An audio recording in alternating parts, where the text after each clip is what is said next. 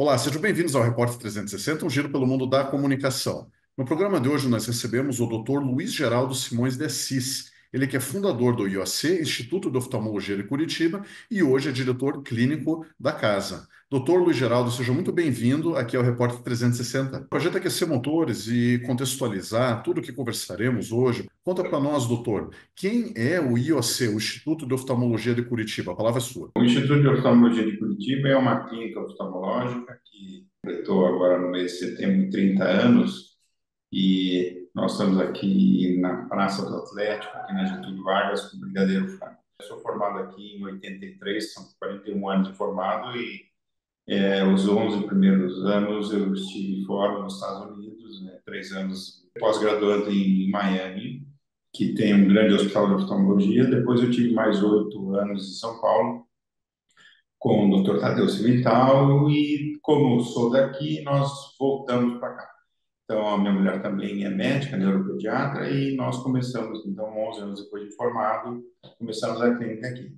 Então, a clínica é uma clínica de oftalmologia, em que ela atende todas as especialidades da oftalmologia, com alguns diferenciais, principalmente na cirurgia refrativa, a laser para correção de grau e a cirurgia de catarata.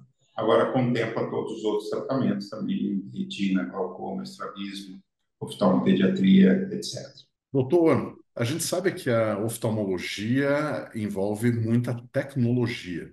Então, as pessoas que acabam fazendo seus exames, eu sou uma dessas pessoas, a gente se surpreende com a capacidade que os aparelhos hoje em dia têm de identificar desvios, situações, tendências.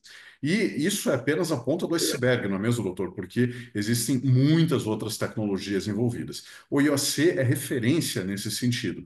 Queria que o senhor falasse a respeito do que vocês têm de inovação dentro de casa e como funciona a busca por todas essas novidades que a gente sabe, elas vêm do mundo inteiro. O senhor, inclusive, quando começou o IOC lá atrás, há 30 anos atrás, teve todo esse cuidado de buscar o que existia de melhor nos Estados Unidos. Então, a palavra é sua, doutor. Quando eu fiz um estágio no quinto ano de medicina nesse hospital, que depois eu fui convidado a fazer uma pós-graduação de 3 anos após a minha formatura, o primeiro tratamento a laser na área da medicina estava sendo desenvolvido nesse hospital. Então, o Bascom Palmer é uma referência mundial, e americana também. Então, o laser de fotocoagulação para tratamentos de pacientes com retinopatia diabética na época, né? E depois outras coisas mais foram desenvolvidas lá. Então, a tecnologia realmente, a oftalmologia é uma protagonista de avanços na área tecnológica, e hoje a tecnologia está em toda a medicina, mas tem esse pioneirismo. Bom, da minha história aqui, em 94 nós abrimos, e em 2000 houve uma grande mudança na maneira de se tratar a refração com laser, o grau com laser, né? Então, a tecnologia de 10 anos anteriores, do ano de 2000, ela tinha uma série de, vamos dizer assim, de condições que não eram ideais para o pós-operatório, principalmente a visão noturna. Isso no ano de 2000, quando nós trouxemos esse primeiro aparelho de uma empresa muito pequena na Alemanha, na época, chamada Wavelight. O primeiro aparelho que nós trouxemos era de número 32, produzido pela empresa. E até o número 22 eram protótipos.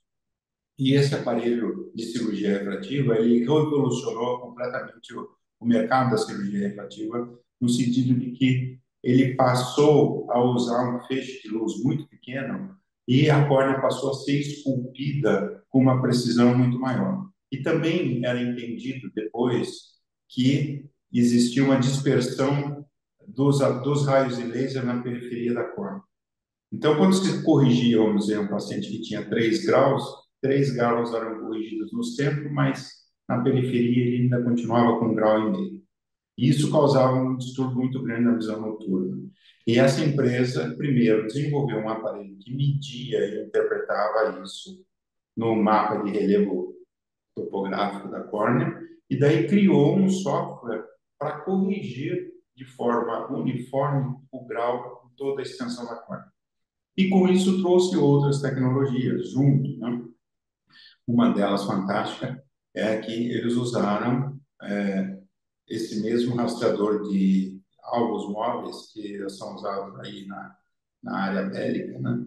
Para seguir os movimentos do olho durante o tratamento. Então, esse seguidor do olho, do deslocamento dele natural durante um tratamento, foi aplicado e ele corrige os disparos do laser numa velocidade de 6 milissegundos. Então, você pegar 1 segundo, dividir por 1000, com 6 frações disso, o laser se ajusta a um movimento ocular. Então, a gente passou a ter perfeição no tratamento.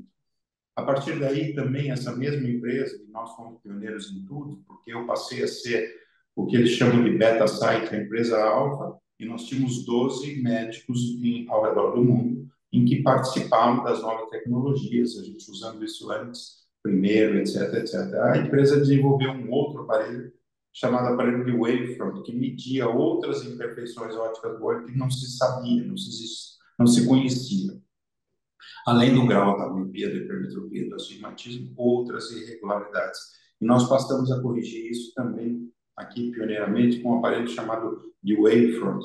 E esse aparelho ligado ao laser, corrigindo não só o grau, mas essas imperfeições. A evolução disso foi um tratamento feito com a topografia guiada, ou seja, mapas de relevo topográfico. Então, pacientes que operaram com tecnologias antigas ou a antiga cirurgia do bisturi do diamante, em que tinham queixas na visão, passaram a ser tratados porque o mapa do relevo desse aparelho era transmitido para o laser e o laser entendia que ele não podia fazer um tratamento uniforme e homogêneo, mas ele tinha que regularizar irregularidades. Como a córnea é uma lente, essas irregularidades corrigidas traziam uma melhor qualidade da qualidade visual e melhoravam muito as queixas da visão noturna. Então, foram evoluções. Nós trouxemos também para o Brasil, em primeira mão, um aparelho chamado Crosslinking para o tratamento do ceratocone. Ceratocone é uma doença da córnea, a córnea é uma lente natural, e nessa doença, a córnea ela se fragiliza e ela vai perdendo o seu formato natural, vai ficando mais pontuda. Por ser uma lente pontuda, ela distorce as imagens e um óculos não consegue dar essa boa visão para o paciente. Então, nós passamos a usar o crosslink e também passamos a usar os mapas de relevo topográfico, porque o laser interpretava aonde a córnea estava distorcida. E aí a gente podia corrigir essa deformidade e depois fortalecer a córnea, impedindo que a doença continuasse evoluindo.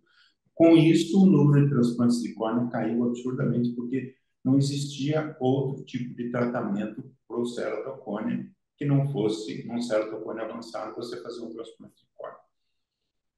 Depois, na evolução, nós também trouxemos um novo aparelho de laser para correção do grau da miopia e do astigmatismo, chamado Visumax, um aparelho desenvolvido pela Zeiss. Zeiss é uma empresa centenária do ramo óptico, e ela desenvolveu um aparelho que a gente deixava de ter que cortar a superfície da córnea para corrigir o grau. Esse aparelho passa através da córnea intacta e no interior dela cria uma lentícula, e essa lentícula é removida por uma pequena incisão que a gente corrige o grau sem fazer um corte. A cirurgia passou ainda a ser mais segura, menos invasiva, etc. Então, essas perguntas que você me faz, realmente nós tivemos sempre muito ligados à tecnologia e fomos pioneiros em vários tratamentos, não só às vezes no Brasil, mas nas 3 Américas, porque muito dessa tecnologia que veio da Alemanha não era ainda aprovada nos Estados Unidos. Nós tivemos médicos aqui visitando, conhecendo dos Estados Unidos, do Canadá, da Grécia, da Alemanha e tudo. Então, o IAC tem um histórico de muito envolvimento com tecnologias modernas, e isso nos fez também aí ter esse grande background na cirurgia refrativa. Tem mais uma coisa que nós fizemos, que foi desenvolver o que nós chamamos nomograma para o tratamento da presbiopia. A presbiopia é essa dificuldade que todos nós temos depois dos 40 anos de enxergar de perto, se diz aí, se brinca que o braço vai ficando curto, né? Então, um tratamento da presbiopia, ele requer um cálculo algébrico aritmético diferente de programação do laser. E nós desenvolvemos, então, para a empresa Wavelight, esse nomograma que leva o meu sobrenome, o nomograma de Assis, que permitiu, então, que nós passássemos a corrigir de forma assertiva o grau e correção da presbiopia. Então, recentemente também trouxemos um novo aparelho para cirurgia de catarata, um aparelho também da empresa Zeiss, e esse aparelho faz a cirurgia de catarata de uma forma mais precisa, usando uma quantidade menor de ultrassom e deixou a cirurgia ainda mais segura e mais rápida. Muita coisa boa, doutor. Parabéns pela jornada. E com isso a gente percebe que Curitiba veio como uma pioneira mundial, junto com essas tecnologias vindo da Europa, suas aplicações, inclusive feitos, realizados aqui, né, como o senhor muito bem trouxe, que inclusive ficaram batizados aí com o seu nome. Como o senhor bem sabe, o Repórter 360 aqui é o programa de comunicação, inovação, tecnologia da TV Band Paraná. E o nosso pessoal que acompanha semanalmente, o nosso público espectador, ele gosta muito de entender também o lado do consumidor, do público, no seu caso, do paciente. E gostaria de entender com o senhor se o paciente, quando ele chega até o IOC, ele tem ciência, ele já pesquisou, ele tem ideia de toda essa robustez tecnológica, todos esses recursos que existem em prol dele, ou muitas vezes ele chega apenas com um problema e não sabe muito bem o que vai acontecer, fica até maravilhado em finalmente encontrar uma solução para aquilo que talvez ele imaginava que tivesse uma solução parcial ou nem solução tivesse. Olha, muitos desconhecem, sabe? E isso é um problema que a gente aqui enfrenta. E diz assim, muitas vezes a pessoa entra por aqui, acaba indo embora e não sabe nem quem nós somos e de tudo que a gente faz, né? Hoje, a gente até tem uma outra tecnologia que eu vou falar agora, em que isso põe o paciente mais a par, porque é uma coisa não tão, é uma coisa mais comum, não tão complexa quanto a cirurgia. O que também ligado à tecnologia alemã das AIS, as AIS modificou a maneira, você que usa óculos sabe disso, já passou várias vezes no consultório, em que a gente senta na frente de um aparelho, o médico vai perguntando para qual é a melhor lente em que o aparelho, que o paciente está enxergando melhor, né? Então é um exame que é feito de forma subjetiva, porque as informações vêm do paciente e acaba a gente prescrevendo o grau de lentes dessa maneira. Bom, a ZAIS modificou a maneira que se faz esse exame, que é o mesmo exame feito há 70 anos, né? Esse aparelho aí, ele tem 70 anos, ele pode ter sido modificado um pouquinho para facilitar o manuseio, mas a forma como ele é feito, ele é uma caixa de lentes e a gente vai fazendo o ajuste dentro daquilo que o paciente enxerga melhor. A ZAIS fez uma outra coisa que os pacientes hoje têm mais consciência disso, que é o seguinte: ela passou a usar aquela mesma tecnologia que eu me referi ali, chamada Wavefront, em que mede outras imperfeições ópticas do olho, num exame pré-consulta. Esse aparelho mede o grau e também mede essas outras imperfeições ópticas do olho. Isso é enviado para esse novo aparelho, daí totalmente automatizado, em que manda essas informações. Então, aquele grau medido, ele já leva em consideração também outras irregularidades do olho.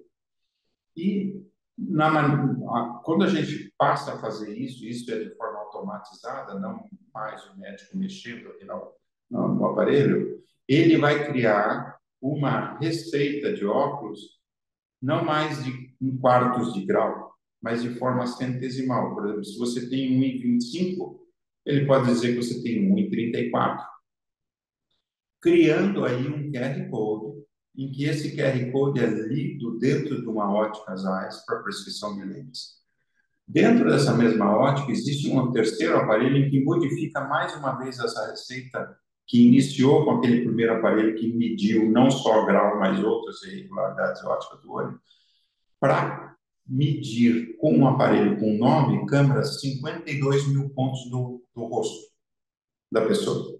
Esse aparelho vai identificar exatamente a altura das duas pupilas, a diferença entre um olho e o outro e uma inclinação chamada pantoscópica das lentes que a pessoa da armação que o cliente escolheu. Essa mesma receita em QR Code é modificada por esse terceiro aparelho e que dali ele gera uma informação que vai para o centro do laboratório para a confecção da lente. Então, isso gerou hoje uma precisão maior ainda na prescrição de uma coisa que a gente fazia aí, vamos dizer, por décadas da mesma maneira. Não que fosse ruim, não, mas hoje trouxe para isso uma, vamos dizer, assertividade e uma precisão que não existia. Então, com essa interação, o paciente, a grande maioria deles, acabam sabendo, tendo consciência desse aspecto. E, se não é um caso cirúrgico, eles acabam indo embora sem ter alcance de tudo que a gente faz aqui, né? Que é uma coisa que a gente tem uma certa dificuldade de comunicar. Então, aqueles que precisam acabam sabendo, mas muitos desconhecem. Doutor Luiz Geraldo Simões de Assis, olha, tem muita pergunta aqui para o senhor, mas nós temos que ir ao nosso intervalo. Até já.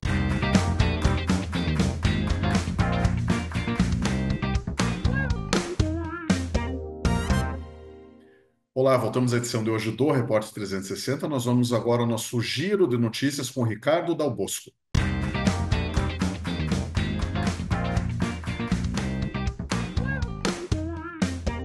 Nas redes sociais, nós observamos, mas somos também observados.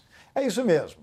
Se antes o jornalista era o único com a capacidade de comunicar, agora a gente tem mais de 5 bilhões de pessoas com esse potencial, já que é o número de pessoas que acessam frequentemente a internet. E grande parte deste volume acessa as redes sociais. E o que isso tem a ver com as marcas corporativas? Bom, cada vez mais também a geração Z pressionará o CEO daquela empresa para saber quem é aquela figura. Não importa mais apenas o CNPJ ser expressivo, mas quais as transparências, quais os valores e qual a real conexão daquele gestor com o negócio. Por isso veremos CEOs cada vez mais sendo RPs, relações públicas, ter uma imagem pública, sim, para que de alguma maneira eles também possam trazer por meio de suas marcas pessoais negócios para a marca corporativa. Mas não só, muitas pessoas da geração Z acabam dizendo que ficam ou saem de empresas em função da imagem do líder. Consequentemente, quem ele representa afeta sim a reputação daquela organização. Portanto, se você está numa empresa ou lidera uma delas, é melhor se perguntar qual é a imagem do seu CEO. Será que ele tem a capacidade não só de reter talentos, mas também de atraí-los? Portanto, será que o seu CEO ele está visível ou está se escondendo nas redes sociais? Será que é medo, alguma dívida ou apenas não sabe a estratégia correta para posicionar a marca pessoal dele para trazer negócios para a corporação? E falando em líder, olha só que interessante essa pesquisa da consultoria Brunswick, a qual detectou que 78% dos colaboradores e 91% dos leitores de veículos financeiros gostariam de ver um posicionamento daquela liderança nas redes sociais em momentos de crise. São nesses momentos que pessoa física e pessoa jurídica estabelecem uma relação de confiança com o seu público-alvo, já que hoje se tem muita informação na internet. Mas saber quem é o que o público, e principalmente a geração Z, está mais questionando aquele empregador. E agora voltamos à nossa conversa com o Dr. Luiz Geraldo Simões de Assis, ele que é fundador do IOC, o Instituto de Oftalmologia de Curitiba e diretor clínico do IOC. Dr. Luiz Geraldo, queria falar a respeito dos seus elementos de comunicação na era digital. Então, o que o IOC tem? Verificando aqui pelo próprio site, então, compartilho em tela para todo o nosso público o site www.ioc.med.br. Lá dentro do site tem muita informação, tem o agendamento de consulta, tem conversa direta pelo WhatsApp. E, com certeza, agora devolvo a palavra para o senhor, doutor Luiz Geraldo, com certeza tem muita gente preparada para abrir o bate-papo, tanto com o nosso público que está aqui, assim como com todo visitante que visita o site, não é mesmo? Além disso, do site, né, hoje é uma coisa que é comum, é o Facebook e o Instagram, isso aí, existe uma certa divulgação nossa, mas eu vou falar um pouquinho da equipe nossa, sabe? Porque nós temos uma equipe muito robusta, que são 12 médicos, cobrindo todas as especialidades da área da oftalmologia, na retina, no glaucoma, no estrabismo, na oftalmopediatria. Então, todas as consultas são muito bem-vindas, então a gente tem uma agenda que começa logo cedo de manhã e sempre até o final da tarde. Não é difícil agendar uma consulta, os pacientes são, não precisa ser só os casos mais complexos, quer dizer, simplesmente uma troca de óculos, ou às vezes a pessoa está com um desconforto, qualquer coisa mais simples assim. Então, todos os tipos de pacientes são muito bem-vindos. Essa coisa que você me pergunta que realmente é uma coisa difícil, porque é muita informação para o paciente, mas no momento que eles estão aqui, eles sentem, então, esse profissionalismo da equipe para atender e essa, vamos dizer assim, fartura de tecnologia, de equipamentos para que esses resultados... E o paciente participa da consulta e tudo, então ele passa a ser um porta-voz, né? Então, do que viu aqui, da maneira que foi tratado, etc. Então, esse é o maior divulgador nosso, sabe? Essa coisa do boca a boca e tudo. E, afinal de contas, são 30 anos de exposição aqui, a gente está por aqui sempre, e sempre à disposição do público curitibano e das cidades próximas também. Doutor, eu estou de óculos, como o senhor está vendo, eu tenho presbiopia e eu não tinha ideia que existe a questão da cirurgia da presbiopia, que o senhor falou a respeito aí no primeiro bloco. Então, a pessoa que tem essa condição, que acomete muita gente depois dos 40 anos de idade, ela, em quase todos os casos, é possível a pessoa fazer uma cirurgia? Quais são as indicações para não usar o que alguns até ainda hoje em dia chamam de óculos de leitura, não é mesmo? Sim. A indicação de uma cirurgia para correção de grau e a pessoa deixar de usar óculos é o paciente querer, né? Então, a grande maior parte das pessoas diz assim, olha, usar o óculos de perto se tornou uma chatice. Muitas vezes a pessoa já usava óculos e aí depois dos 40 anos passa a ter que usar um óculos multifocal em que ele tem que fazer ajustes para poder enxergar de perto e de longe, etc, etc. Tem pessoas que isso não ligam, mas tem pessoas que se incomodam muito, né? Então, tem gente que diz assim, olha, eu tenho 5 óculos, eu tenho um no escritório, eu tenho um no carro, eu tenho um na praia, eu tenho um no céu, etc, etc. E a minha vida vai ficando... Bom, quando você faz uma cirurgia, uma correção dessa, você livra a pessoa do óculos, deixa, ele continua dirigindo, ele continua lendo um filme legendado, ele vai ver o painel do carro, vai ver os números, vai entender tudo, sem óculos. Essa pessoa fica muito gratificada, né? Então, não só esse tipo de tratamento, mas existem muitos tratamentos que a maioria das pessoas desconhece que existe. Então, a cirurgia da presbiopia é muito comum. É muito comum as pessoas desconhecerem. O que acontece é que existe um tratamento da presbiopia mais tardio, que é a gente fazer uma cirurgia de catarata, tirar o cristalino, que às vezes não é tanto uma catarata avançada, mas com o intuito de implantar uma lente intraocular que a pessoa possa ler de perto e de longe, né? Mas, quando o cristalino ainda não apresenta catarata, então a gente fazendo uma cirurgia laser, a pessoa ganha 20 anos aí, sem precisar fazer uma cirurgia de catarata. Cirurgia de catarata também não é uma cirurgia complexa, no sentido de, assim, de depender de muito mais coisas, mas não é tão simples quanto a cirurgia laser, em que a gente faz os dois olhos simultaneamente, a pessoa senta na mesa e já lê sem os óculos, no dia seguinte já dirige. Então, é um pouco mais simples que uma cirurgia de catarata.